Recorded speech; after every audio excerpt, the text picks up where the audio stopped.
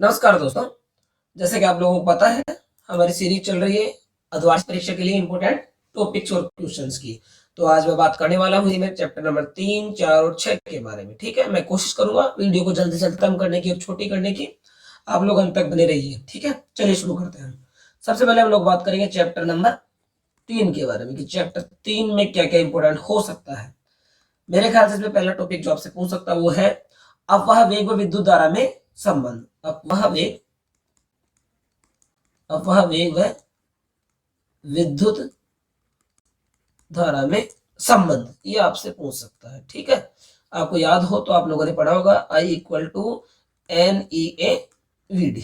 आपसे पूछा जा सकता है, एक नंबर।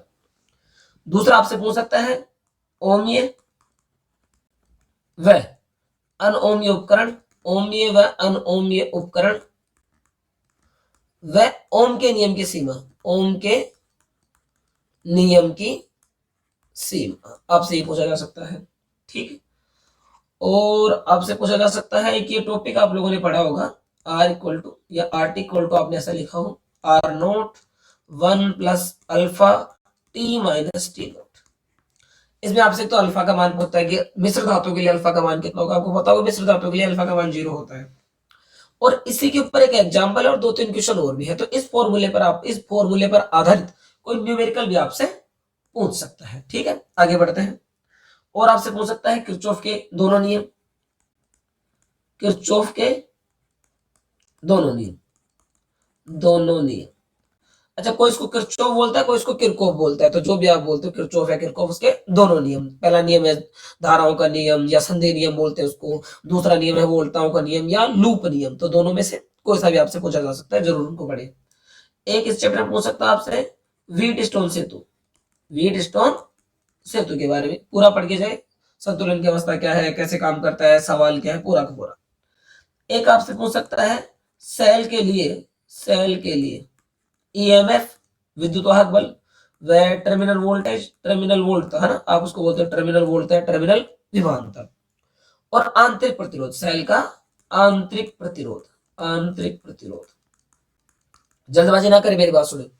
आपसे पूछ सकता है विद्युत वाहक बल और टर्मिनल वोल्ट में अंतर, एक बात। दूसरा पूछ सकता है आंतरिक प्रतिरोध क्या होता है, किस पे निर्भर करता है ना, कैसे प्रभावित होता है, क्या परिभाषा, सब कुछ।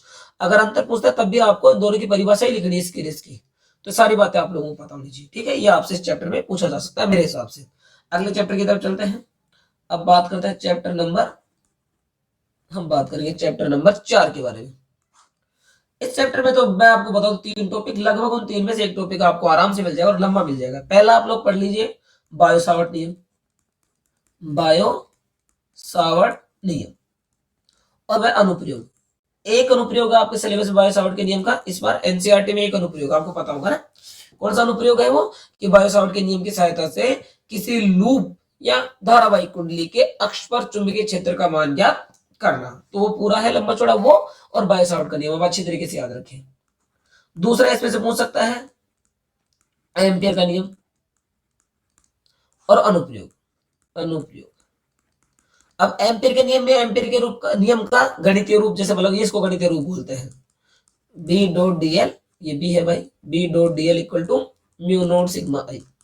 ये गणितीय रूप, एम्पियर के नियम का कथन, चुंबकत्व वाहक बल और एम्पियर के नियम के अनुप्रयोग में इसके क्या क्या अनुप्रयोग है। किसी तार के कारण, सीधे तार के कारण चुंबकीय क्षेत्र, और किसी परिनाली के कारण चुंबकीय क्षेत्र, और किसी टोरॉइड के कारण चुंबकीय क्षेत्र। 3-4 तरह के केस है, पढ़ लेना अच्छी तरह, इनमें से एक जरूर आएगा। ठीक है, एक आपसे पूछ सकता है साइक्लोट्रॉन।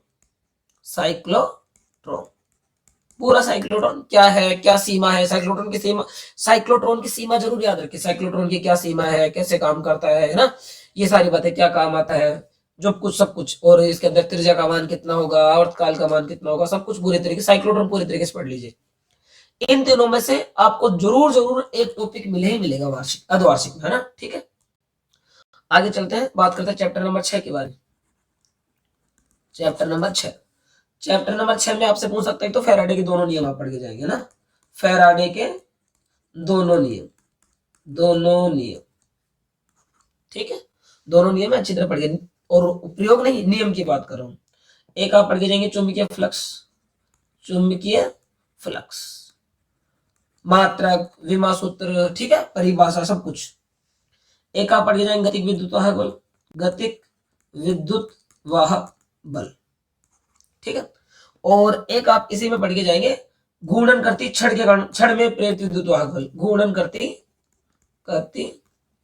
छड़ में प्रेरित विद्युत वाहक बल, ये पढ़ के जाएंगे आप पूरा अच्छी तरीके से डिटेल से, ठीक है। फॉर्मूले भी याद रखना है।